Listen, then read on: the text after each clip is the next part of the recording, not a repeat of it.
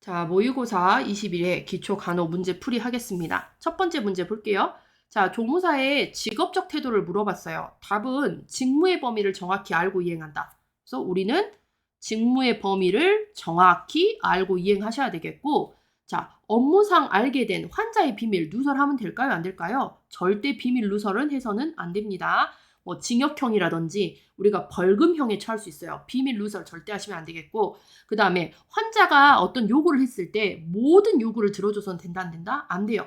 모두는 안 됩니다. 왜냐? 이 모두의 요구에 부도덕한 행위가 들어갈 수 있어요. 이런 부도덕한 행위까지 우리가 들어줄 필요는 없죠. 걸을 수 있는 건 걸러내셔야 됩니다.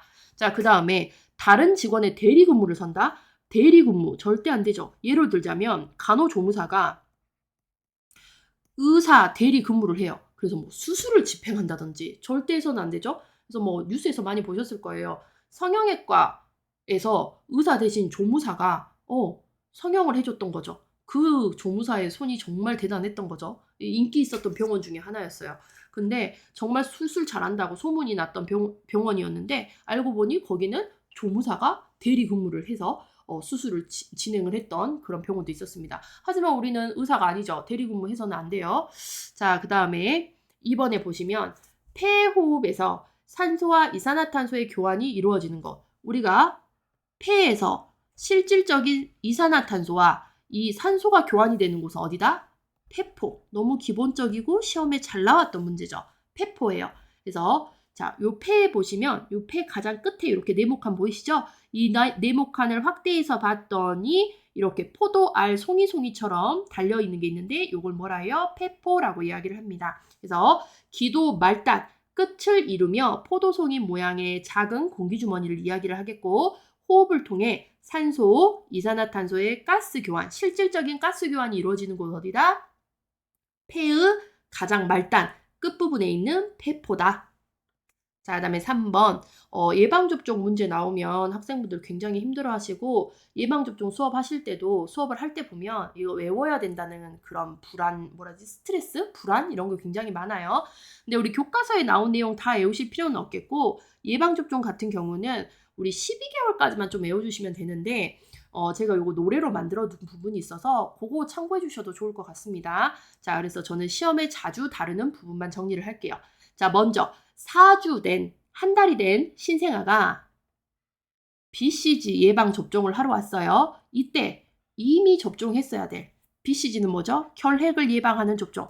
결핵 예방 접종을 하러 왔을 때 이것보다 더 먼저 선행되었어야 될 접종은 무엇이냐를 물어본 건데 순서를 알아야 풀 수 있죠. 자, BCG보다 더 먼저 맞아야 되는 거는 B형 간염입니다. 그래서 B형 간염 0, 1, 6에 맞아요. B형 간염. 태어나자마자 0에 맞고 그 다음에 한 달 있다가 맞고 6개월 있다 맞아요. B형 간염. 그래서 총 3번 맞습니다. 자, 그 다음에 요거 맞고 나서 4주 이내, 한 달 이내에 결핵을 예방하는 BCG를 맞아요. B형 BCG. 자, 그 다음에 2, 4, 6개월, 2개월, 4개월, 6개월, 총 3회, 그리고 추가 접종도 있긴 하는데, 그것까지는 제가 하지 않았어요. 자, 2, 4, 6개월에는 주사형 소아마비, 이거 폴리오죠? 폴리오 맞아주고, 그 다음에 시험에 잘 나오는 거, DTP. 문 꺼졌어요. 자, DTP의 D는 디프테리아, 디파백이에요. T는 파상풍, P는 펄터치스 100일해. 그래서 디파백, DTP는 디파백이다. 요것도 기억하세요. DTP, 디파백. 이거 정말 시험에 잘 나오죠. 다음 주 DTP는 어떤 예방접종인가? 디프테리아, 파상풍, 100일해. 디파백만 기억하셔도 충분히 풀 수 있어요. 자, 그 다음에 B형 헤모필러스 인플루엔자, HIV. 그래서 수막, 뇌수막을 예방하는 예방접종. 그 다음에 폐구균, 2, 4, 6에 접종을 합니다. 그 다음에 12개월 이후에 자 DTP와 더불어 잘 나오는 MMR, 홍유풍,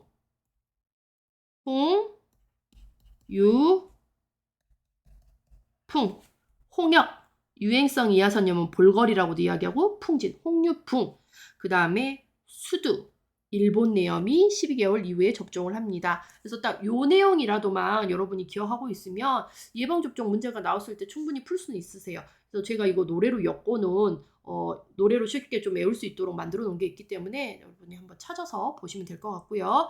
자, 그래서 016 B형 간염 BCG, 그다음에 246의 대표적인 DTAP라고도 하여 DTP, DTAP, 그다음에 12개월 이후에 MMR, 큰 단락, 나 진짜 못 외우겠어요 하면 요거라도 B형, BCG, DTAP, MMR. 그래서 DTAP는 디파백, MMR은 홍유풍. 지금 너무 급하신 분들은 요거라도 좀 기억하시면 되겠습니다. 자, 4번에 보시면 파킨슨 질환 노인 간호를 물어봤어요. 자, 파킨슨이라고 하는 거는요, 여러분, 신경 전달 물질인 도파민이 부족한 거예요. 자, 도파민이 부족하기 때문에 중추신경 퇴행이 되는 그런 질환이고, 그로 인해서 파킨슨의 대표적인 증상도 좀 기억을 하셔야 되거든요. 중추신경 퇴행이 되다 보니까 이 전체적인 몸에 떨림이 있어요. 특히 막 손 같은 데 떨림. 그래서 진전 떨림. 그다음에 몸이 뻣뻣하게 굳는 경직. 그래서 몸이 뻣뻣하게 굳으니까 운동이 잘 될까요? 안 될까요? 운동이 잘 되지 못하니까 운동 완만. 그러니까 행동이 느려져요. 소동. 행동이 느려지고, 그 다음에 몸이 경직되다 보니까 자세가 불안정해서 잘 넘어지고, 그 다음 보시면 여기 소서증이라고 되어 있죠. 소서증. 글씨가 작아져요. 글씨가 처음에는 이렇게 써지다가 점점 뒤로 갈수록 글씨가 이렇게 떨리면서 작아지는 걸 소서증이라고 하는 거거든요. 그래서 파킨슨의 대표적인 증상들도 좀 알고 계시면 되겠고, 자, 파킨슨 질환 노인 간호를 할 때는 우선은 계획적인 일과를 합니다. 하루 일과 계획을 세워서 특히 이 계획에서 운동 계획을 꼭 집어넣어요. 왜냐? 운동이 완만해지고 경직이 나타나고 자세가 불안정해지기 때문에 이 근육이 더 이상 경직되지 않도록, 뻣뻣해지지 않도록, 관절과 근육이 경직되지 않도록 운동 프로그램에 참여하도록 격려합니다. 그러니까 재활 프로그램 같은 것들, 근육 스트레칭과 관절 운동을 통해서 더 이상 이 경직이 진행이 되지 않도록 해주는 거예요. 경직이 더 이상 심하게 진행이 되지 않도록. 그래서 일과 계획을 세워서 이런 운동 계획 같은 것들을 하시고, 자, 그 다음에 단추가 많은 옷은 불편하겠죠. 우리 일반 사람들도 단추 많은 옷은 불편하잖아요. 그래서 단추가 많은 옷보다는 입고 벗기 편한 그런 옷들이 좋겠고요. 그 다음에 과일, 야채, 신선한 음식 섭취는 권장을 합니다. 자, 그 다음에 이렇게 운동이 완만, 행동이 느려지고 특히 자세가 불안정해지기 때문에 잘 맞는 신발을 신어주셔야 돼요. 만약에 좀 큰 신발을 신었을 때는 걷다가 넘어질 수도 있기 때문에 잘 맞는 신발. 자, 그 다음에 손잡이가 큰 숟가락. 손잡이가 큰 숟가락을 사용을 해서, 왜냐, 손이 지금 많이 떨려요. 손이 떨리는 상태이기 때문에 손의 진점, 떨림으로 인해서 숟가락을 안전적으로 잡지 못해요. 그렇기 때문에 좀 숟가락 손잡이가 큰 것을 잡게 되면 조금 더 안정감을 줄 수가 있습니다. 그래서 손잡이가 큰 숟가락을 사용할 수 있게 만들어 주시고, 그 다음에 파킨슨 질환에서 약물 잘 물어보거든요. 약물요법에서는 도파민 제제를 사용합니다. 왜냐, 신경전달 물질인 도파민이 부족해서 나타나는 게 파킨슨이기 때문에 도파민 제제를 사용해요. 그래서 파킨슨 질환 치료제 도파민, 이렇게 좀 기억을 하고 계시면 되겠습니다. 자, 그 다음에 5번에 보시면 글씨 잘 보이실까요? 덤핑 신드롬, 급속 이동 증후군 환자 간호예요. 이 시험 정말 잘 나오죠? 급속하게 이동하는데 뭐가 급속하게 이동을 하느냐? 탄수화물, 영양소. 이 탄수화물이라는 영양소가 소화 흡수가 되는데 너무 급속하게 이동을 해요. 탄수화물은 우리 몸에 들어가서 당으로 전환이 되죠. 그런데 이 당이 천천히 흡수가 돼야 되는데 이 당이 너무 급속하게 소화 흡수가 되면서 문제가 일어나는 걸 우리는 덤핑 신드롬이라고 이야기를 합니다. 그래서 급속이동 증후군이라고 하는 거는요, 좀 키워볼게요. 자, 급속이동 증후군이라고 하는 거, 덤핑 신드롬이라고 하는 거는 덤핑, 한꺼번에 쏟아진다라는 의미예요. 급속으로 영양소가 한꺼번에 쏟아지는데 특히 위절제 수술 환자, 위절제술 환자 식후에 일어나는 소화기 증상. 그래서 우리 위암 있으신 분들이 이제 수술을 통해서 위절제 수술을 하는데 위절제 수술 후에 식사 후에 일어나는 소화기 증상으로 식후 5에서 30분 있다가 나타나는 증상입니다. 그래서 특히 당분이 몸속에 빨리 흡수되게 되면은요. 어지러움, 그다음에 속이 울렁거리는 오심구토, 그다음에 심장이 막 벌렁벌렁 너무 빨리 뛰는 심계향진, 그다음에 식은땀이 나는 발한 이런 것들의 증상을 느낄 수가 있겠고 자, 그다음에 이거 좀 볼게요. 자, 그다음 좀 보시면 자, 이걸 좀 줄여 볼게요, 여러분. 자, 그러면 이제 간호를 많이 물어보는데 자, 위절제 환자 급속이동 증후군의 예방을 위해서는 어떤 방법을 써야 되느냐? 자, 5번에 보시면 답은 4번이에요. 고단백 저탄수화물 식이를 준다. 자, 덤핑 신드롬에서 식이요법을 할 때 식이요법의 원칙은 한 번에 섭취하는 음식물의 양을 줄이고 그러니까 소량씩 천천히 자주 드셔라 라는 얘기예요. 그래서 한 번에 섭취하는 음식물의 양을 줄이고 천천히 소량씩 자주로 섭취를 합니다. 자, 그 다음에 위절제를 했기 때문에 위절제한 부분이 상처 치유가 돼야 되잖아요. 그렇기 때문에 상처 치유를 돕기 위해서 단백을 높여주는 고단백, 그 다음에 너무 급속하게 이동하기 때문에 나타나는 증상이기 때문에 소화 흡수를 좀 느리게 해주는 고지방을 먹고 그 다음에 제일 중요한 탄수화물이 문제가 되는 거예요. 그래서 저탄수화물 식이를 주는 겁니다. 탄수화물이 문제가 되기 때문에 저탄수화물, 그 다음에 수분을 적게 줘요. 저수분 식사를 자주 먹는 것입니다. 라고 되어 있어요. 소량씩 자주, 저수분. 왜냐? 우리가 식사와 동시에 식사와 동시 또는 식후에 수분 섭취를 하게 되면 소화 흡수가 또 빨리 하는 그런 작용을 해요. 수분 자체가. 그렇기 때문에 식사와 동시에 또는 식후에 수분 섭취를 금하는 게 급속이동 증후군 환자의 간호 방법이기도 해요. 그래서 이 대상자에게 가장 좋지 않은 음식 중에 하나가 국밥이죠. 밥에다가 국물 말아 먹는 거 이런 것도 정말 좋지 않아요. 덤핑 신드롬을 유발하는 대표적인 음식이 되겠어요. 자, 그다음에 가능한 탄수화물의 섭취를 줄이고 지방 금지 질환이 아니면 그러니까 지방변을 보지 않으면 지방 섭취를 하여 위의 음식물이 정치되는 시간을 늘립니다. 그러니까 소화 흡수가 좀 느리게 되는 음식들을 주는 게 좋죠. 자, 그다음에 우리가 우리 덤핑 신드롬 있으신 분들은요. 식사하는 자세도 좀 특별합니다. 우리 원래 식사하고 식사 후에는 앉아서 먹고 식사 후에 바로 눕지 말고 앉아 있으세요라고 하잖아요. 그런데 급속이동 증후군 환자 같은 경우는요. 유일하게 누워서 음식 드셔도 돼요. 그래서 위를 천천히 비울 수 있게 횡화이, 옆으로 누운 자세나 측위를 취하여 식사 후에도 2-30분 동안 누워있도록 합니다. 보통 우리 밥 먹고 바로 누워있으면 엄마가 등짝 스매싱 하잖아요. 밥 먹고 누워있으면 너 소될래라고 이야기를 하잖아요. 그런데 유일하게 밥 먹고 누워있어도 혼나지 않은 대상자 이렇게 기억을 하셔도 될 것 같아요. 예. 그 다음에 우리가 완전하게 위절제 수술을 한 경우에는요. 비타민 B12 흡수가 되지 않아서 악성 빈혈이 생길 수 있어요. 그래서 완전 위절제 수술을 한 이런 대상자 같은 경우는 정기적으로 비타민 B12도 근육 주사한다. 뭐 사이드로 좀 알고 계시면 좋을 것 같고요. 그래서 덤핑 신드롬 환자의 답은 4번이 되겠고 1번. 식사 시 국물 많이 주면 된다 안 된다? 안 된다. 식사와 함께 국물 먹는 거. 식사 후에 국물 먹는 것도 물 먹는 거 좋지 않다. 그 다음에 2번. 고탄수화물 식사. 고탄수화물이 문제가 되니까 저탄수화물. 그 다음에 고섬유식이. 너무 질긴 음식 주는 거 좋지 않습니다. 아직 위가 상처가 나여 있고 위가 회복을 해야 되기 때문에 부드러운 음식을 주되 고섬유식이는 제한을 합니다. 그 다음에 5번 식사 후에 자유를 취하게 한다. 식사 후에 누워있어도 된다. 유일하게 누워있어도 되는 대상자가 위절제 수술 후에 덤핑 신드롬 대상자다라고 보시면 되겠어요. 자, 그 다음에 6번 황달 환아의 간호를 물어봤어요. 답은 5번이죠. 자주 체위 변경을 해준다. 체위 변경을 자주 해줘서 광선을 골고루 쪼이기 위해 체위 변경을 해줍니다. 그래서 우리 황달 환호는요. 여기 그림에서 보는 것처럼 광선요법을 받아요.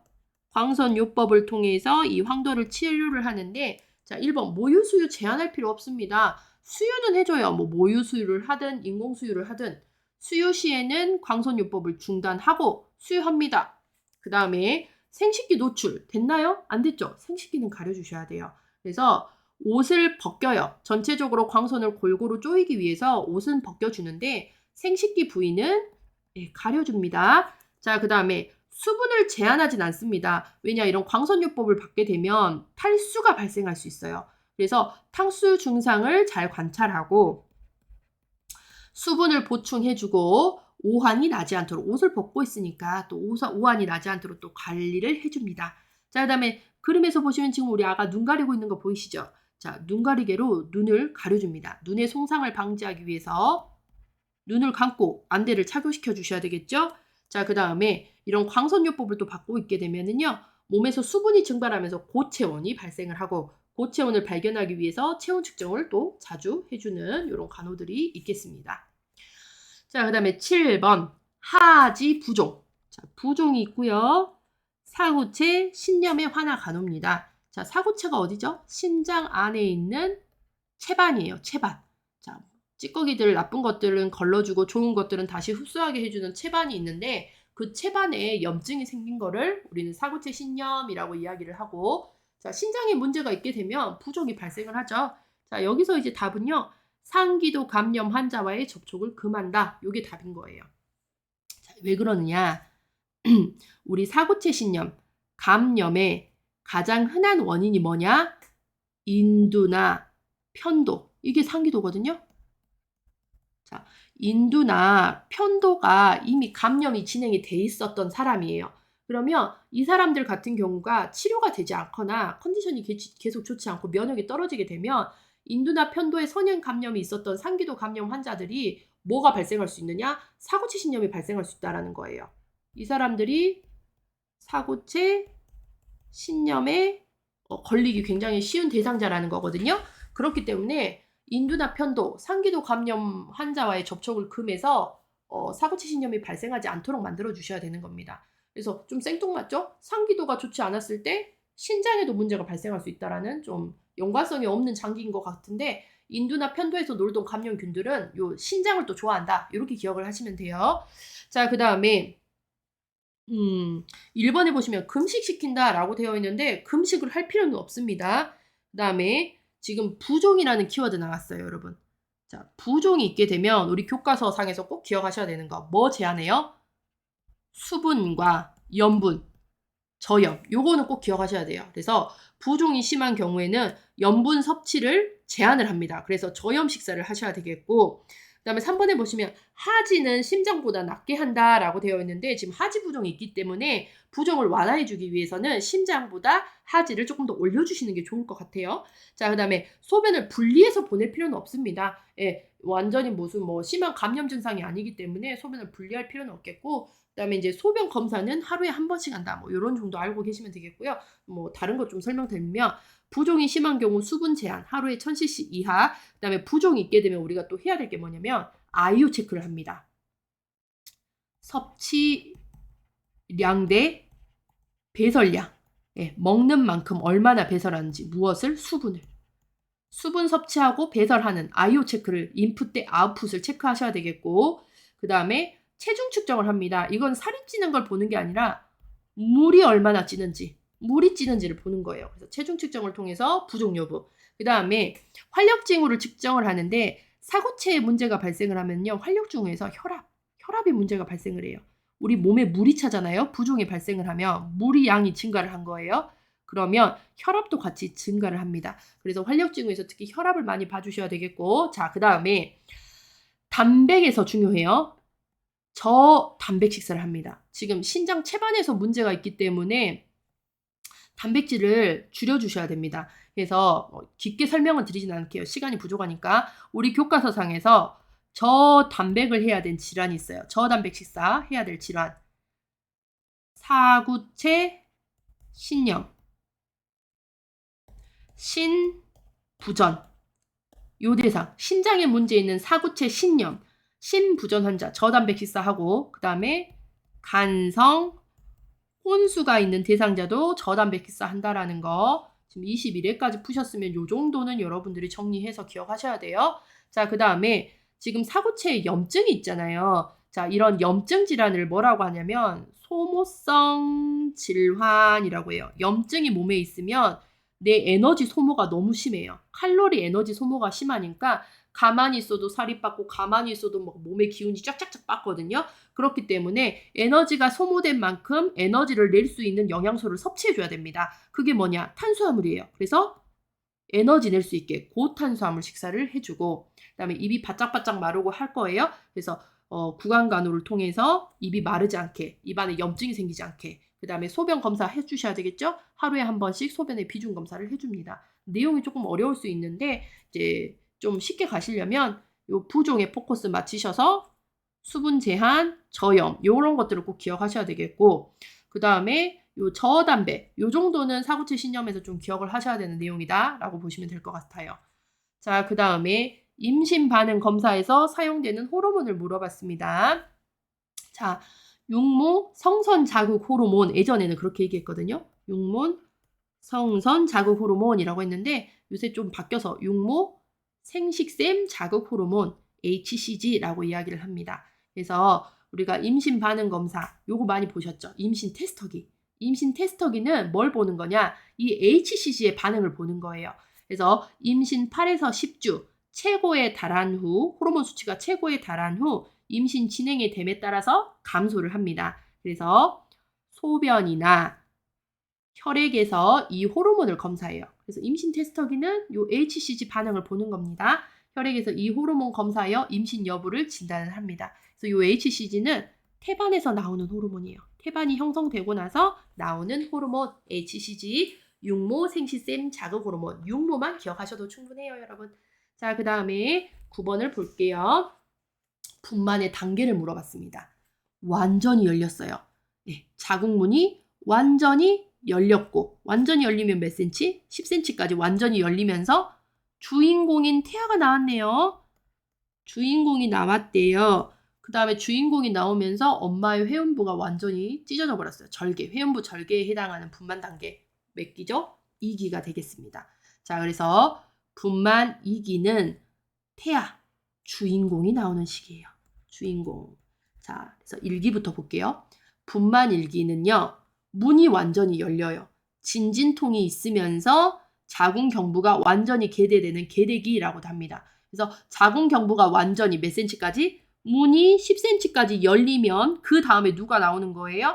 주인공이 그 문으로 나와요. 그게 분만 2기고요. 자, 그 다음에 이 주인공이 나왔으면 분만 3기에서는 주인공이 가지고 있었던 액세서리도 나와야 돼요. 그 액세서리가 뭐다? 태반입니다. 태반이 나옵니다. 그게 분만 3기. 자, 그러면 엄마 자궁 안에 있었던 게 다 빠져나왔어요.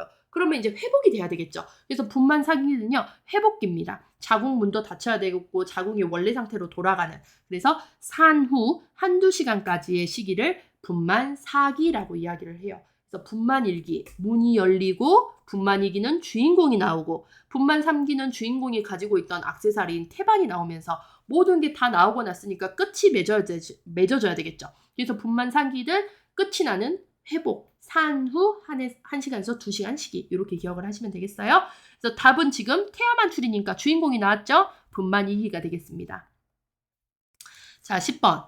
약물이 혈액을 통해 기관에 도달하여 발현되는 작용. 좀 어려울 수 있는 문제인데 여기서 키워드는 혈액입니다. 자, 우리 혈액은요. 전신을 돌죠, 여러분.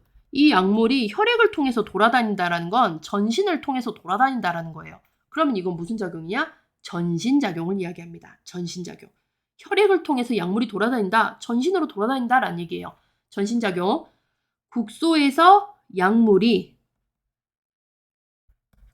혈액으로 흡수된 후 나타나는 것. 그래서 국소작용 다음에 전신작용인 거예요. 국소, 전신. 전신은 혈액을 통해서. 자, 그 다음에 치료작용 한번 봐볼까요? 1번. 치료작용. 치료. 내가 원하는 효과가 나타나는 걸 치료라고 하잖아요. 질병에 필요로 하는 작용. 원하는 작용을 치료작용. 그런데 내가 원치 않은 작용이에요. 그거는 반대로 부작용이라고 이야기할 수 있겠죠. 자, 그 다음에 국소작용의 반대가 전신작용. 이렇게 보셨죠? 자, 그 다음에 3번에 선택작용이 있어요. 자, 선택을 해요. 어디를 선택하는 거예요? 원하는 장기. 자, 어떠한 방법으로 투여하든 경구로 넣든 비경구로 넣든 정맥으로 주입하든 근육으로 주입하든 뭐 어떻게 투여하든지 간에 선택을 해요. 이 약물이 어디를? 내가 원하는 친화성, 친한 장기, 친화성이 있어서 그 조직에 장기에서 양리작용을 일으키는 거예요. 선택합니다. 어디를? 친화성 있는 장기를 선택해서 거기에서만 양리작용을 일으키는 걸 선택작용이라고 이야기하겠고, 전체적으로 작용을 일어나는 걸 일반적인 작용, 일반작용, 반대적으로 일반작용이라고 이야기를 합니다. 그 다음에 직접작용, 직접적으로 1차로 직접 접촉한 장기에 일으키는 고유양리작용을 직접 또는 1차 작용, 1차 작용. 그래서 우리가 항바이러스제, 바이러스를 반대하는 약을 쓰잖아요. 그러면 이 약의 직접작용은 뭐예요? 바이러스를 부시는 작용이에요. 예, 항바이러스제를 쓰면 항바이러스제의 직접작용은 요 바이러스에 가가지고 이 바이러스를 부시는 작용, 1차 작용. 라고 이야기를 할 수가 있겠죠. 좀 어려운 내용이긴 하는데 시험에서 막 그렇게 잘 나온 내용은 아니에요, 여러분. 그래서 키워드 정도를 좀 기억을 하시면 될 것 같아요. 자, 그다음에 11번 약물 관리 방법을 물어봤습니다. 자, 약물 관리 방법 답은 4번이죠. 마약류, 그다음에 향정신성 의약품, 뭐 대표적으로 이런 것들은 수면제라든지, 대마, 뭐 이런 것들. 네. 이런 것들, 마약류, 향정신성 의약품은요, 일반 약과 분리하셔서 따로 잠금 장치도 이중으로 돼 있어요. 이중 잠금되어 있는 철제 금고 보관에다가 보관하셔야 됩니다. 이중 장치 되어 있는 약장에다 보관해야 된다.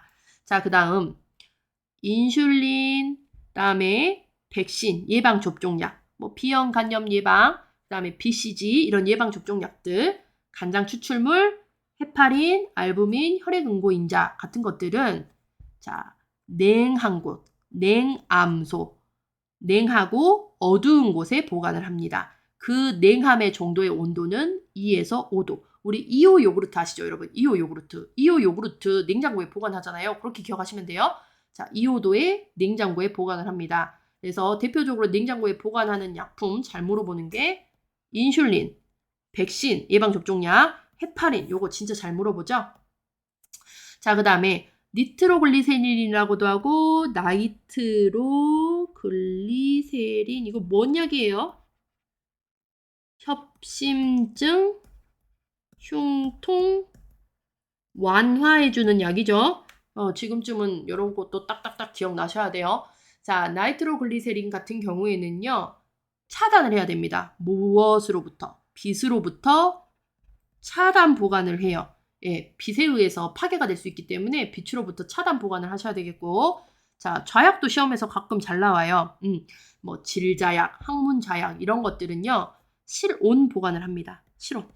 그런데 지금같이 너무 더운 한여름 같은 경우는 좌약을 실온 보관했을 때 한여름에는 얘네가 녹아버릴 수가 있어요. 그래서 이제 선택적으로 냉장 보관도 하는데, 냉장 보관을 해서 바로 사용해서는 안 되고 실온에 조금 놔뒀다가 사용을 한다. 이렇게 기억을 하시면 되겠죠? 그래서 좌약은 실온 보관이 원칙인데 너무 더운 날에는 냉장 보관을 합니다. 그런데 냉장 보관했다가 바로 사용했을 때는 약효가 없기 때문에 좀 녹였다가 사용한다라고 보시면 돼요.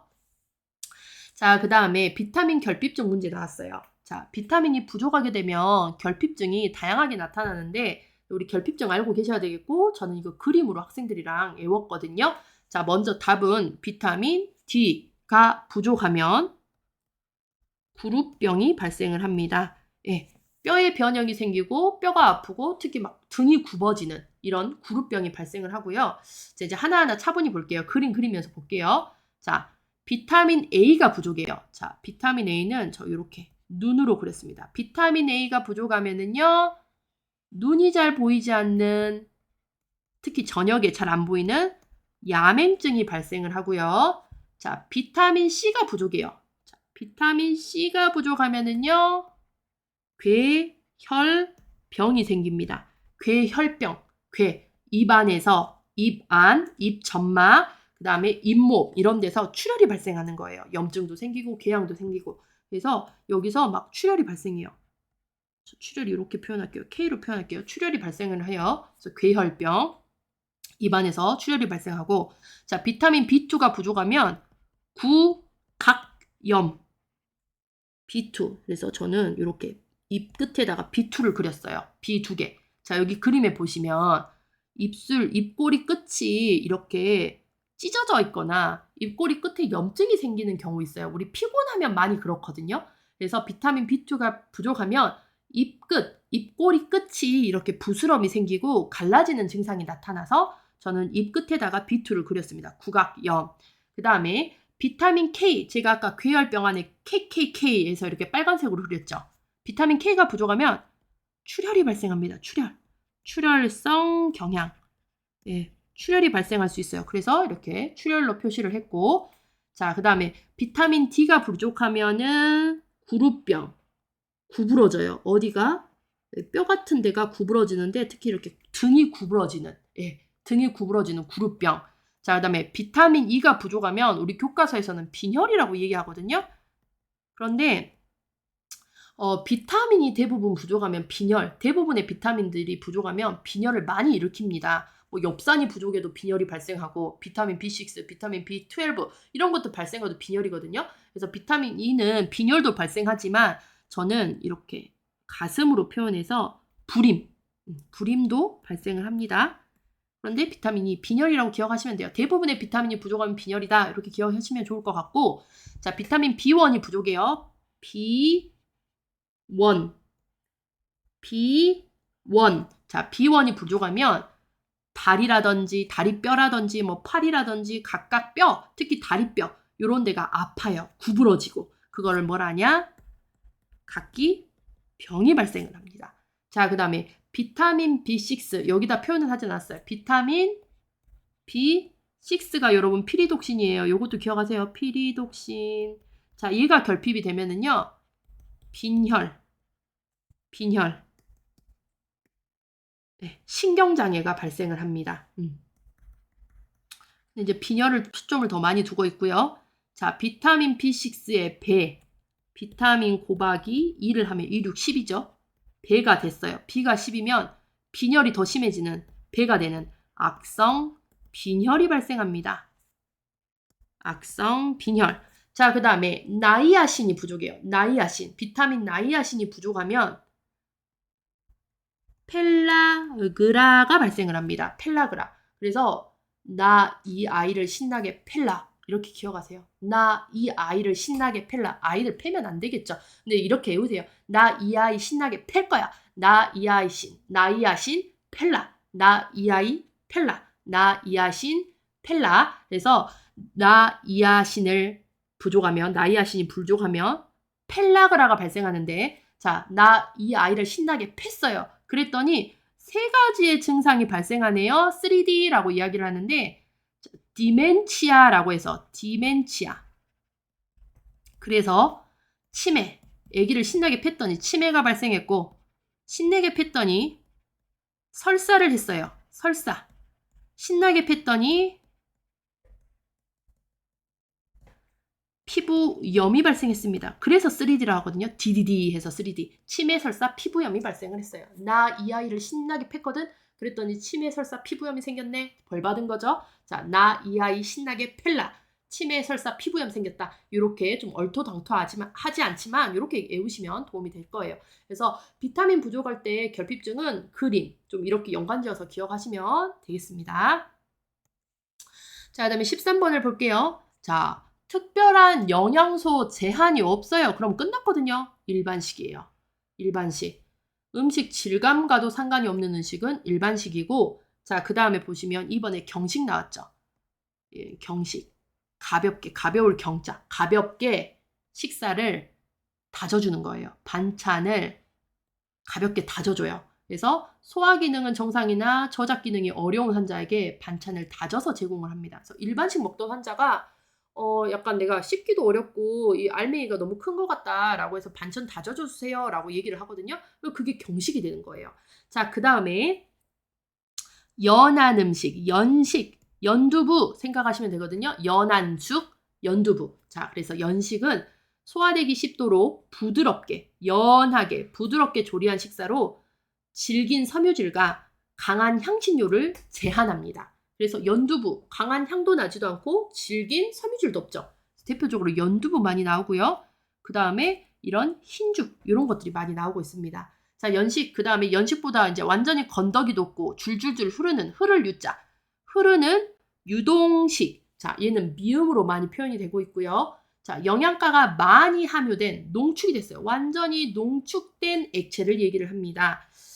자, 그래서 삼키기 곤란한 환자라든지 급성 고열 환자, 영양소가 부족한 환자 뭐 이렇게 하는데 특히 그 우리 유동식 같은 경우에는 콧줄하고 있는 비위간을 하고 있는 대상자에게도 많이 하고 있죠. 그래서 미음을 많이 생각을 하시면 되겠고 두유 같은 것도 유동식이라고 보시면 돼요. 그래서 얘네 같은 경우는 농축된 액체이긴 하지만 영양소가 부족하므로 장기간 주는 거 좋지 않아요? 단기간 급식이 바람직하다. 그래서 일반식, 경식, 연식, 유동식. 여기서 시험에 잘 나오는 거는 연식, 죽, 이런 연두부, 그다음에 유동식, 미음 줄줄줄 흐르는 요 연식과 유동식이 좀 많이 나오고 있죠. 자, 그다음에 14번을 볼게요. 신생아 목욕 간호를 물어봤습니다. 자, 신생아는 체온 조절 능력이 아직 미숙해요. 그렇다 보니까 오랜 시간 목욕을 하다 보면 체온이 떨어질 수 있어요. 그래서 빠른 시간 내에 목욕을 끝냅니다. 호다닥 5에서 10분 안에 호다닥 끝내요. 체온 조절 능력이 아직 떨어지기 때문에.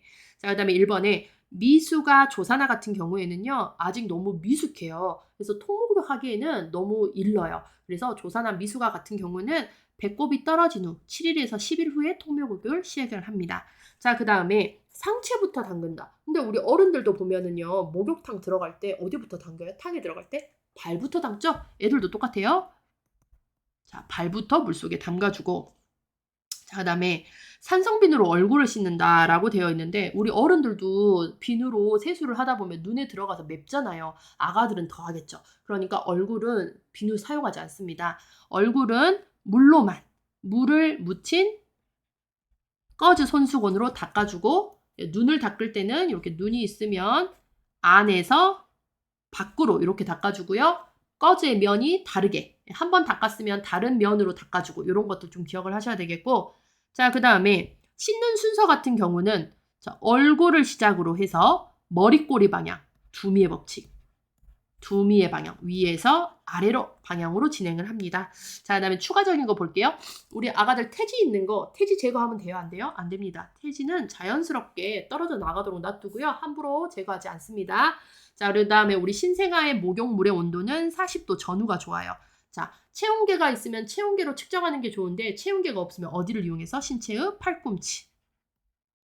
그다음에 우리 수유 가지고도 많이 나오죠. 목욕하고 나서 목욕 후에 수유한다.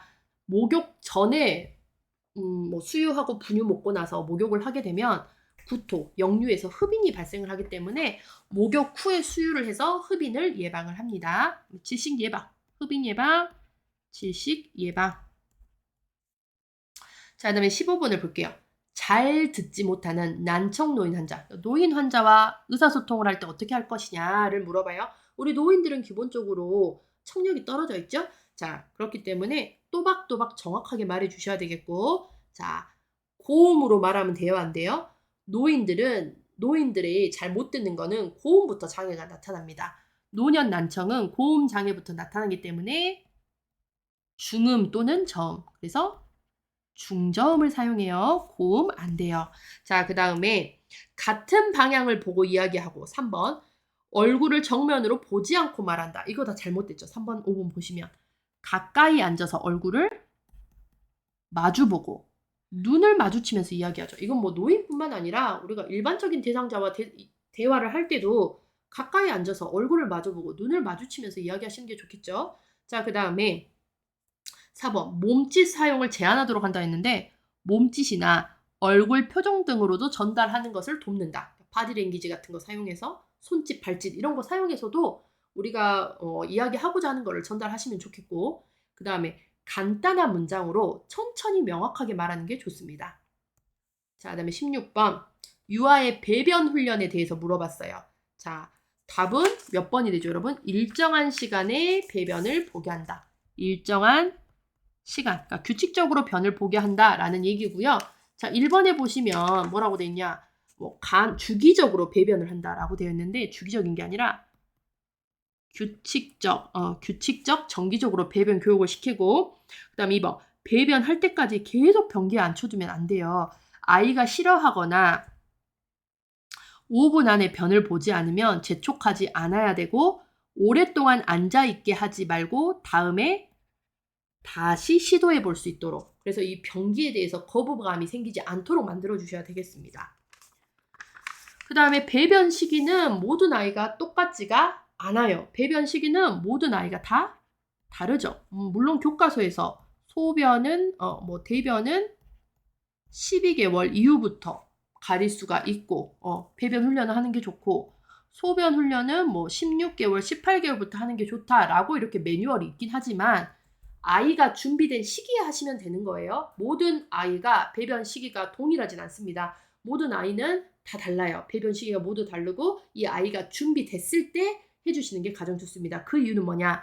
배변 훈련 과정은 아동의 성격 형성에 영향을 미칩니다. 그래서 배변 훈련을 잘못해요. 배변 훈련을 했을 때 애가 실수를 했을 때 막 부모가 다그치거나 뭐라고 하거나 했을 때 우리 아이들은 수치심, 자존감이 떨어지거나 그 다음에 이로 인해서 나는 나쁜 아이야, 나는 잘못된 아이야 라는 죄책감을 가질 수 있기 때문에, 그리고 소심한 아이가 될 수도 있고, 그래서 성격 형성에 영향을 미치기 때문에 배변 훈련 과정은 아이가 준비됐을 때 하시는 게 가장 좋습니다. 그리고 아이가 배변 훈련을 하는 과정에서 실수를 하더라도 너그러운 마음으로 이해해 주시고 칭찬해 주시는 거 정말 중요하죠. 자, 그 다음에 17번 볼게요. 농흉. 자, 흉부에 고름이 생겼어요. 자, 이 환자의 체위 변경 간호를 물어봤습니다. 자, 그림에서 보시면 우리 이 폐가 하나의 막으로 이렇게 쌓여져 있는데 그 안에, 흉막 안에 이 고름, 노란 고름이 쌓여 있는 상태예요. 농흉은 흉막각 내에 화농성 흉수, 가승막 삼출액이나 고름, 농이 축적된 거를 얘기를 하거든요. 자, 이때 체위는 어떻게 하셔야 되냐? 대상자가 누울 때는 감염이 되거나 이환된 부위 쪽, 그러니까 이게 아래쪽으로 가게.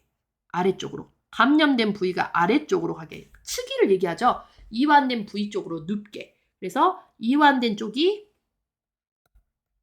아래로 가게 눕게 함으로써 통증을 완화시킬 수 있고, 감염되지 않는 부위로 요 반대쪽으로 감염이 퍼질 우려도 막을 수 있습니다. 예. 여기 다 연결이 되어 있잖아요. 연결이 되어 있기 때문에 얘가 위쪽으로 가서 눕게 되면 이 염증이 옆으로 갈 수 있겠죠. 그렇기 때문에 감염된 부위가 아래쪽으로 가게 해서 얘네들이 넘어가지 못하게 만들어주는 거예요. 그래서 통증 예방, 감염 예방을 합니다. 그래서 이환된 아픈 부위, 염증이 있는, 농이 있는 부위가 아래로 가게, 이환된 아픈 부위가 밑으로 가게, 부위 쪽으로 눕게 한다. 이렇게 기억하시면 되겠어요. 자, 18번 치료적 의사소통 보겠습니다. 이 치료적 의사소통 나오면 학생분들 굉장히 어려워하시는데요. 중요한 내용은 뭐냐? 공감과 경청을 했느냐 이거예요. 그래서 지금 환자가 식사하기 너무 힘들어요 라고 이야기했으면 간호조무사는 이 환자의 말에 경청하고 이 환자의 말에 공감을 해주셔야 돼요. 식사를 잘 못하셔서 힘드시군요. 이렇게 공감을 해주셔야 됩니다. 만약 환자가 통증 때문에 너무 힘들어요 라고 이야기를 했어요. 그럼 조무사는 어떻게 해야 되겠죠? 통증 때문에 힘이 드시군요. 지금 통증의 정도를 1부터 10까지라고 했을 때 어느 정도 되는지 표현해 주실 수 있으세요? 라고 얘기를 한다든지, 지금 너무 우울해요 라고 이야기했어요. 그러면 환자분 많이 우울하시군요. 우울하신 이유를 설명해 주실 수 있으신가요? 라고도 우리가 치료적 의사소통으로 할 수가 있습니다. 그래서 공감과 경청을 잘 기억을 하시면 될 것 같고요. 자, 19번을 볼게요. 자, 노인 수면에 대한 간호를 물어봤습니다. 자, 답은 아침마다 일정한 시간에 일어나게 한다. 요거예요. 그래서 규칙적인 생활을 할 수 있게 해주셔야 되겠고요. 그 다음에 침실을 밝게 했을 때 수면을 방해합니다. 그래서 침실의 조도를 낮추고 환경 자극을 최소. 마지막에 보시면 5번에 잠자는 동안 음악을 틀어놓는다 라고 되어 있는데 음악은 소음이 되는 거예요. 그래서 환경 자극, 소음이 될 수 있는 것들은 제한을 해주셔야 되겠고요. 그 다음에 낮잠은요, 숙면을 방해합니다. 그래서 낮잠을 피하고 오랜 시간 동안 자는 것을 조절해 주셔야 되고요. 그 다음에 자기 전에 따뜻한 차를 마시게 한다라고 되어 있는데 잠자기 전에, 밤잠 자기 전에 수분 섭취는 제한하고 잠자기 전에 소변을 보게 해서 숙면을 취할 수 있도록 만들어 주셔야 돼요. 자, 그 다음에 추가적인 거 볼게요. 배가 고파서 잠이 오지 않을 경우에는요, 간단한 먹거리 제공하시면 되겠습니다. 자, 그 다음에 20번에 보시면 음식물이 상기도에 폐쇄된 의식 있는 성인, 어른의 응급처치를 물어봤어요. 답은 4번이죠. 하임리법을 시행한다. 그래서 우리가 등 두드리기 5회, 그 다음에 복부 밀어내기 5회를 합니다. 이 복부 밀어내기가 하임리법이에요. 그래서 보시면 지금 그림에서 하는 게 복부 밀어내기를 하고 있고요. 자, 의식이 있는 경우, 자, 기도 폐쇄 증상이 경미하고 가벼운 경우라고 하면 가장 먼저 대상자에게 스스로 기침을 하도록 합니다. 기침을 해요. 그런데도 기침을 효과적으로 못하거나 심각한 기도 폐쇄가 일어나게 되면 그때는 바로 하임리법, 등 두드리기 5회, 복부 밀어내기 5회를 시행을 하면 되겠습니다. 그 다음에 만약에 환자가 의식이 아예 없어요. 그러면 이제 CPR, 심폐소생술을 진행을 하셔야 되겠죠. 자, 그 다음에 21번. 자, 못이나 칼 같은 예리하고 날카로운 것에 찔려서 생긴 좁고 깊은 상처. 우리는 이거를 찌를 자자 써서 자상이라고 합니다. 그래서 뭐 바늘이라든지 못 이런 것들에 찔린 좁고 깊은 상처를 얘기하겠고 자상은 출혈은 심하지 않아요. 그러나 감염의 가능성이 굉장히 높습니다. 어떤 감염? 파상풍의 감염률이 높다. 자, 그 다음에 이제 1번에 보시면 찰과상. 찰과상은요, 피부에 마찰이 생긴 거죠.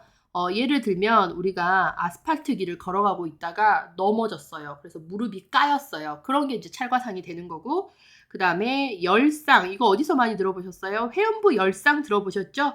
그래서 피부가 불규칙하게 이게 너덜너덜하게 찢긴 상처라고 이야기를 할 수가 있겠고, 관통상은 관통했어요. 내 몸을 뭐 칼이라든지 그 다음에 뭐 총알이라든지 그래서 조직을 뚫고 지나간 상처를 관통상, 그 다음에 절상, 절단났다, 베었다, 베인 상처, 날카로운 물체에 베인 걸 절상이라고 이야기를 합니다. 자, 그 다음에 22번 보시면 바비트레이트를 복용한 의식 혼미 환자의 응급처치. 그래서 우리가 자살 목적으로 바비트류산을 먹는데 이게 여러분 수면제예요, 수면제. 수면제를 과다 복용하면 이제 의식이 혼미한 상태로 응급실에 실려옵니다. 그럼 우리가 이때 할 수 있는 응급처치는 뭐냐? 어찌됐든 이 수면제가 몸속에 흡수되지 않도록 밖으로 끄집어 내주는 거예요. 그래서 밖으로 끄집어낼 때 하는 게 중독 물질을 신속히 제거해 주는 건데 의식이 혼미한 경우는 원래 이렇게 밖으로 배출을 할 때 구토를 유도하거든요. 근데 지금 현재 의식이 혼미하다라고 했기 때문에 의식이 혼미한 경우는 구토를 자극하지 말고 위관 삽입 후 뭘 하셔야 되겠죠? 위세척을 시행을 합니다. 자, 그 다음에 추가적인 것 좀 보시면은요. 자, 농약 중독으로 왔어요. 그러면 이때 쓸 수 있는 해독제는 아트로핀입니다. 자, 그 다음에 일산화 탄소 중독. 이거 보통 연탄 가스 중독이라고 해요. 자, 그래서 일산화탄소가 중독되면 우리 몸속에 산소가 부족해지거든요. 그래서 이 산소의 농도를 얼른 높여줘야 돼요. 그때 고산소요법을 씁니다.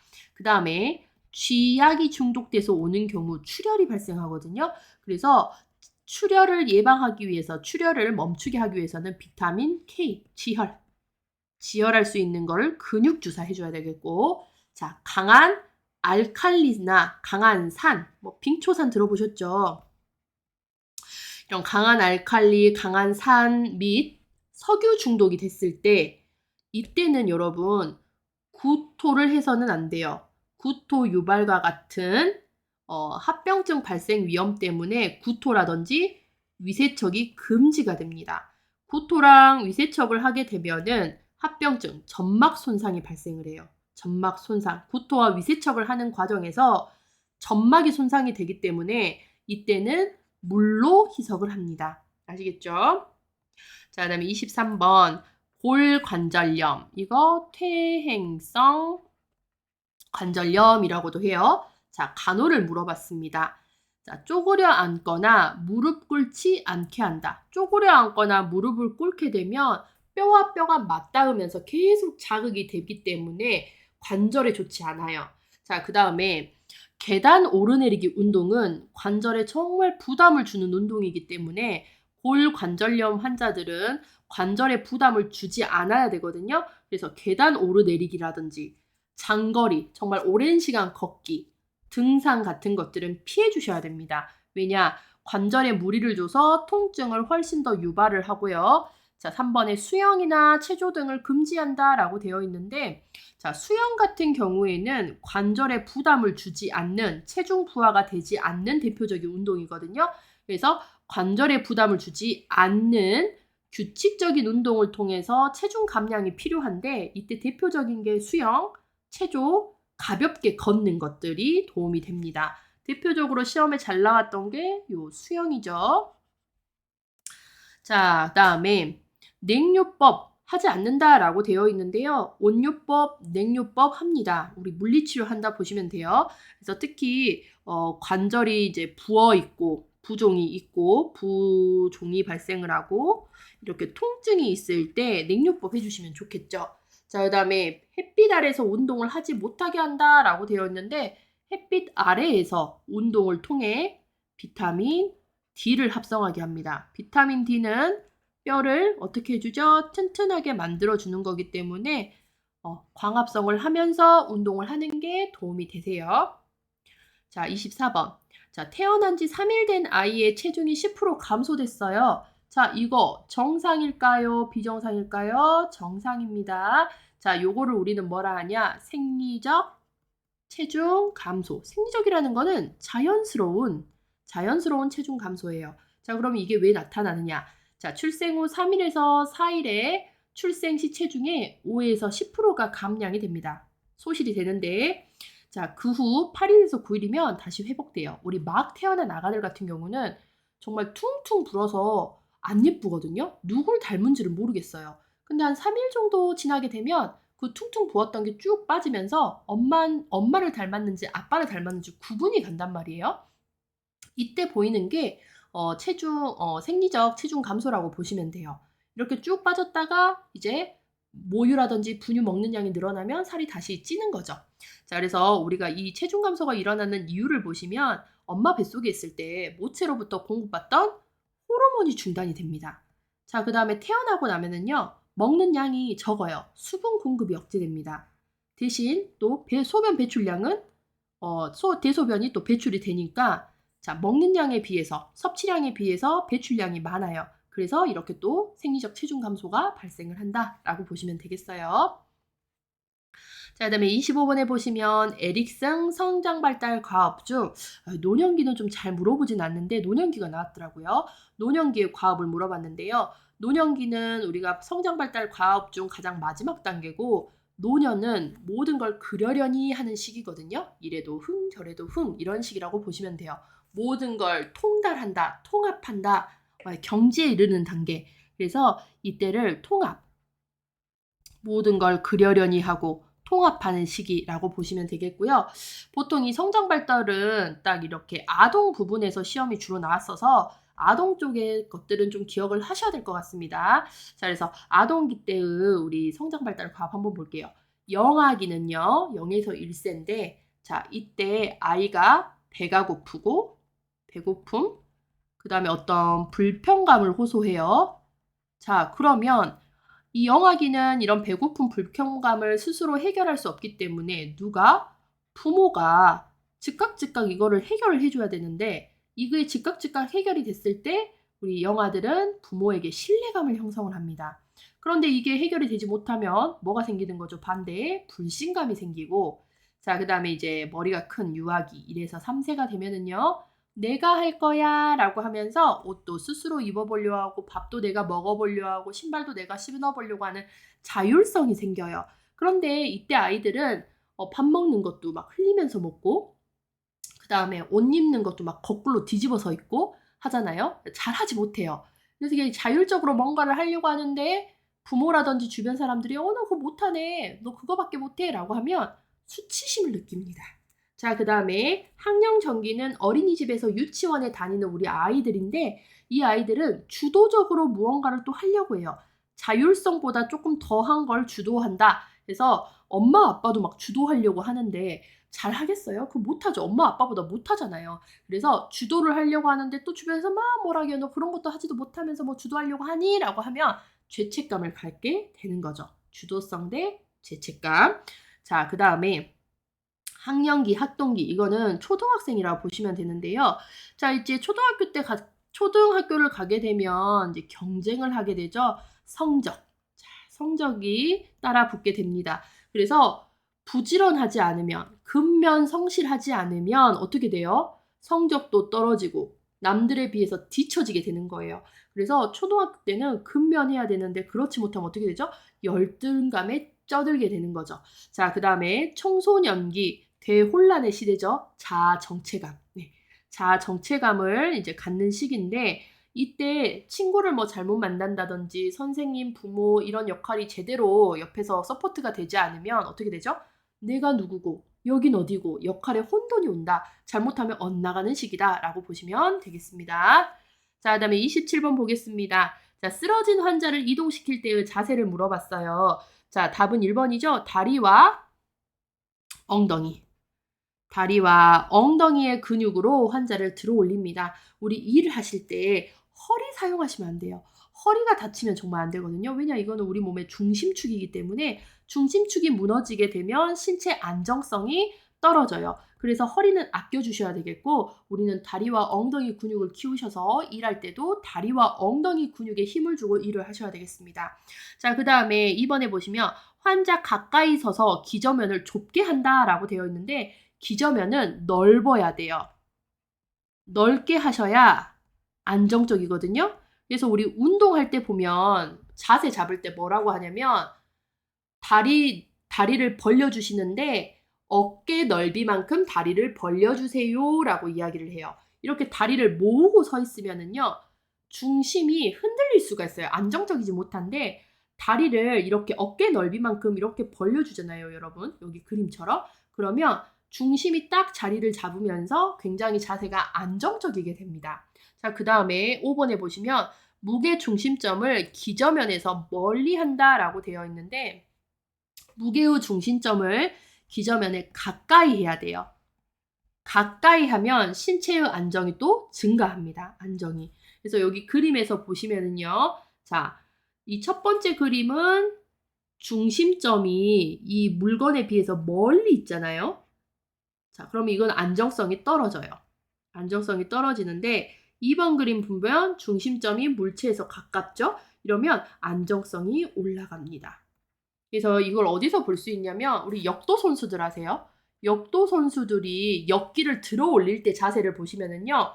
이렇게 다리는 기저면을 넓게 해서 이렇게 중심을 딱 잡고 그다음에 들어 올릴 때 앉는데 굉장히 낮은 자세로 앉아요. 엉덩이를 밑으로 푹 내려서 앉는 거를 볼 수 있어요. 자, 그거 역도 선수 생각하시면 돼요. 그러면 기저면을 넓게 하고 중심점을 가까이 하면 할수록 뭐가 증가한다? 안정성이 증가하더라. 그럼 무거운 물건을 무리 없이 들어 올릴 수가 있는 거예요. 자, 그다음에 우리 일을 할 때는요. 항상 허리 높이에서 일을 하셔야 또 허리에 무리가 가지가 않죠. 그다음에 무거운 물건을 들 때는요. 안정적인 자세 2번입니다. 등을 펴고 이거를 이제 뭐 허리라고도 표현하죠. 허리를 펴고 무릎은 구부리셔야 돼요. 구부린 상태. 이게 2번 그림이에요. 구부린 상태에서 물건을 들어주셔야 허리에 무리가 가지 않고 안정적으로 물건을 들어 올릴 수가 있어요. 1번 그림 같이 우리가 물건을 들어 올릴 경우에는요. 허리에 굉장한 무리가 갈 수가 있죠. 자, 그다음에 29번 보겠습니다. 객혈. 자, 객담에 혈액이 섞인 사람. 그래서 이거는 보통 결핵의 증상 중에 하나인데요. 결핵 증상. 자, 결핵 간호 보조 활동을 물어봤어요. 답은 4번이죠. 기도 폐쇄를 잘 관찰하셔야 됩니다. 간호 시 가장 주의할 점은 기도 폐쇄로 인한 질식이기 때문에 요거를 잘 관찰하셔야 되겠고. 자, 1번. 크게 기침을 한다.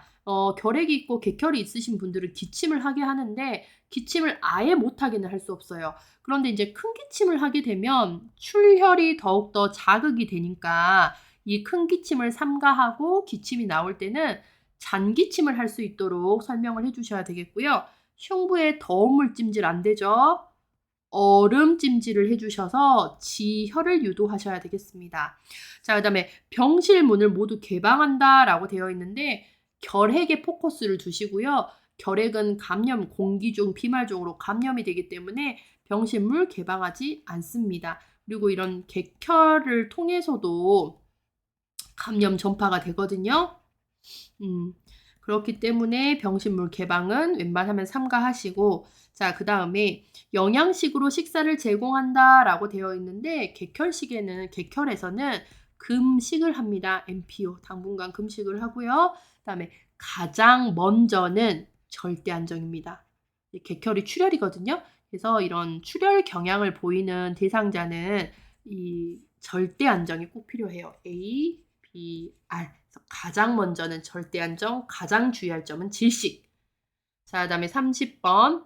골다공증이 뭐죠, 여러분? 뼈에 구멍이 숭숭 뚫려서 뼈가 약해지는, 골절이 굉장히 쉽게 일어나는 질환이 우리 골다공증인데 이거를 예방할 수 있는 체중 부하 운동이라고 하면 걷기 바로 생각나셔야 되겠고요. 자, 특히 체중 부하 운동에서 자, 등장성 운동과 등척성 운동이 있어요. 등척, 운동하는 척하는 운동. 등장성은 관절을 사용해서 누가 봐도 아, 저 사람 운동하고 있구나 라고 보이는 운동이고요. 등척성 운동은 관절을 사용하지 않아요. 운동하는 척만 해요. 그러니까 누가 봐도 저 사람 운동하는지 안 하는지 몰라요. 그러니까 예로 들면 케겔 운동 있죠. 케겔 운동. 네, 근육에 힘을 줬다가 풀었다 하는 이 운동. 이 운동은 나 운동한다라고 얘기하지 않으면 모르거든요. 자, 이게 등척성 운동인데, 자, 체중 부하 운동에는 등장성 운동, 등척성 운동이 모두 포함되지만 골다공증은 관절에 취약하기 때문에 부상 위험이 따르는 등장성 운동보다는 관절을 움직이지 않는 무슨 운동? 등척성 운동을 권장한다라고 되어 있어요. 그래서 만약에 시험 지문에 걷기, 수영 이렇게 나왔을 때 골다공증 환자의 운동하면 걷기를 체크하시면 되겠고, 골다공증 환자 운동에 등장성 운동, 등척성 운동이 나와 있어요. 그럼 답은 등척성 운동을 체크를 하시면 됩니다. 이거 한번 나와서 예전에 학생분들이 헷갈려 하셨거든요. 등장성, 등척성이면 등척성, 운동하는 척만 하는 운동. 관절을 사용하지 않고 근육에 힘을 줬다, 풀었다 하는 것도 운동이 된다라는 얘기입니다.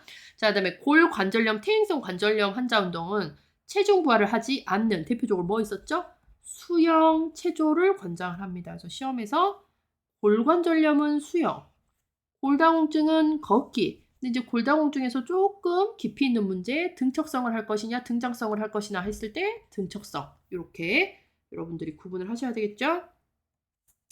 자, 그 다음에 31번에 보시면 내척수액이 흐르는 곳은 어디예요, 여러분? 지주막, 하강. 자, 얘를 같은 말로 거미막밑 공간이라고 이야기를 합니다. 자, 우리가 머리 보호 순서를 좀 알고 계셔야 되는데요.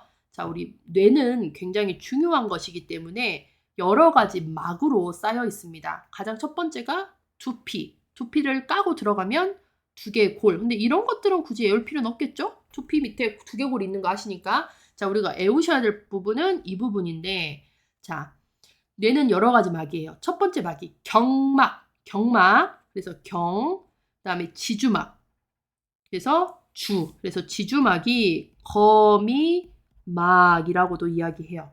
거미막. 그 다음이 뇌척수액, 그 다음이 연막. 그래서 저희는 경주수연으로 외웠습니다. 그래서 경막 밑에 거미줄처럼 얼기설기 짜여진 지주막, 거미막이 있고 거미막 밑으로 보면은 물이 있어요. 그걸 뇌척수액. 그래서 우리 뇌는 이렇게 물에 둥둥 떠 있는 형태라고 보시면 돼요. 물에 떠 있는데 하나의 막이 더 있어요. 뇌 연막으로 싸져 있고 이 지주막과 뇌척수액 사이에 뭐가 있는 거죠? 요 사이에 지주막 하강에 뇌척수액이 있고 거미막 및 공간에 뇌척수액이 있다. 이렇게 보시면 되겠죠? 그래서 요 순서도 좀 기억을 하시면 좋겠습니다. 자, 32번. 약재를 달여서 반유동 상태, 흐르는데 좀 꾸덕꾸덕하게 흐르는 상태로 만든 제형을 고제라고 이야기를 해요. 그래서 달여요. 끓여요. 얘를. 약을 끓여서 거기다가 꿀이나 설탕을 넣어서 농축을 시킨 반유동 상태, 꾸덕꾸덕한 그런 약의 상태고, 고제는 내복약, 먹는 약, 그다음에 바르는 외용량으로 두 가지로 나뉩니다. 자, 외용약은 연고라든지 고약을 얘기하겠고, 내복약은 여러분 많이 아는 홍삼고. 그래서 여러분 시중에 홍삼 스틱. 그래서 이렇게 포에 들어있으면 이 안에 들어있는 게 고제예요. 홍삼 고제. 당삼고, 경업고 이런 것들이 해당이 되겠습니다. 자, 33번. 침 치료 후 간호 보조 활동을 물어봤어요. 자, 답은 몇 번이죠?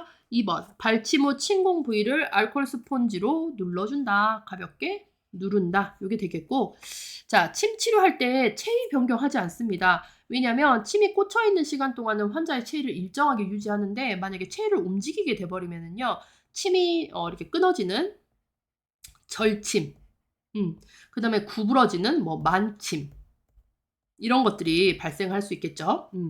절침이라든지 만침, 구부러지는 현상, 부러지거나 구부러지거나 변형이 오는 이런 것들이 발생할 수 있어요. 자, 그다음에 뭐 찬물을 마시게 한다라고 되어 있는데, 이거는 이제 훈침이 발생을 했을 때 우리 침의 부작용에서 어지러움증, 침을 맞고 계시는 분들 중에 어지러움증을 이렇게 호소하시는 경우 간호에 따뜻한 물을 마시게 한다라는 게 되어 있어요. 그래서 훈침 시 따뜻한 물이고, 자, 그다음에 일회용으로 사용한 침은 일반 의료용 폐기물 통에, 침은요 여러분 뾰족한 거니까 손상성, 침, 바늘, 뭐 유리 조각, 그다음에 나이프 칼 이런 것도 뚫고 나올 수 있는 거는 손상성 폐기물 통에 버리시고요. 붕산면, 알코올 솜은 일반 의료 폐기물 통에 버립니다. 자, 그다음에 발침 후 남은 침이 있는지 없는지. 왜냐? 환자가 침을 달고 집에 가면 돼요, 안 돼요? 안 되잖아요. 사고 날 수 있어요. 그래서 발침 후 남은 침이 없는지 반드시 살펴보셔야 되겠죠. 그다음에 34번. 치과 진료에 대한 내용을 물어봤습니다. 자, 답은 3번이에요. 고압증기 멸균법, 가압증기 멸균법에서 멸균으로 소독하고, 여기서 꺼낸 기구를 진료 시 이용할 때까지 자외선 소독기, 자외선 살균기에 보관한다. 이게 답이 되는 거고요. 그 다음에 1번. 전등이 입과 눈을 비추게 한다라고 되어 있는데, 전등은 입안을 비추는 거고요. 그 다음에 불빛이 환자의 눈에 비쳤을 때는 굉장히 불편감을 호소하기 때문에 불빛이 환자의 눈에 비치지 않도록 해주셔야 됩니다. 그 다음에 이번에 세면대 같은 경우는, 자, 누가 사용하느냐? 의료진이 사용하는 거거든요. 이 세면대는 의료진이 사용하는 거기 때문에 환자에게 안 보이는 가까운 곳에 설치하고, 의료진의 손해 청결, 감염 예방을 위해서 세면대를 사용을 합니다. 자, 그 다음에 의사의 의자가 간호사의 의자보다 높게 한다라고 되어 있는데요. 조무사의 의자가 의사의 의자보다 높아야 돼요. 왜냐? 의자가 높아야 입안을 잘 볼 수 있기 때문에, 조무사의 의자는 입안을 잘 볼 수 있게 치과의 의사의 의자보다 높아야 된다. 그래서 누구의 의자가 높아야 돼요? 조무사의 의자가 높아야 돼요.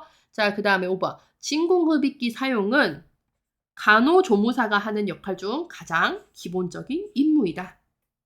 자, 35번 마지막 문제입니다. 발치 환자의 주의사항, 이빨을 뽑았어요. 우리 주의할 점. 자, 이빨 뽑고 나면 우선 출혈, 통증, 종창 부종 이런 것들이 발생을 하죠. 특히 출혈. 자, 답은 1번이죠. 부드러운 음식 주셔야 돼요. 유동식, 흐르는 유동식이나 부드러운 뭐 죽, 연두부 이런 음식을 권하며, 딱딱한 음식은 1, 2회 정도 제한을 합니다.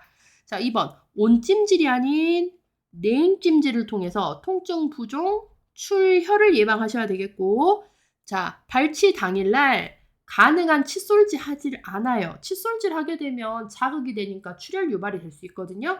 그래서 발치 당일날은 가볍게 구강 소독제로, 그러니까 가글링, 뭐 양치 이런 것들을 권장합니다. 구강 소독제, 칫솔질 하지 않는다. 자, 그 다음에 발치하고 나서 베개는 높게 하여 종창을 줄입니다. 그러니까 부종에 열감까지 있는 걸 종창이라 생각하시면 돼요. 자, 그 다음에 빨대를 사용하는 것은 금합니다. 왜냐? 빨대로 이렇게 쭉쭉 빨아당기는 행동은 음압을 유발시키는 행동이고, 이를 통해서 뭐가 일어날 수 있어요? 출혈이 발생할 수 있기 때문에 금한다. 자, 그 다음에 음주 및 흡연과 통목욕도 금지를 하는데 한 3일 정도 금지를 하거든요.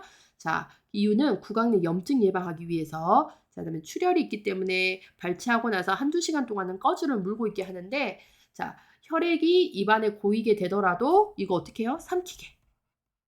삼키게 하여 지혈을 돕습니다.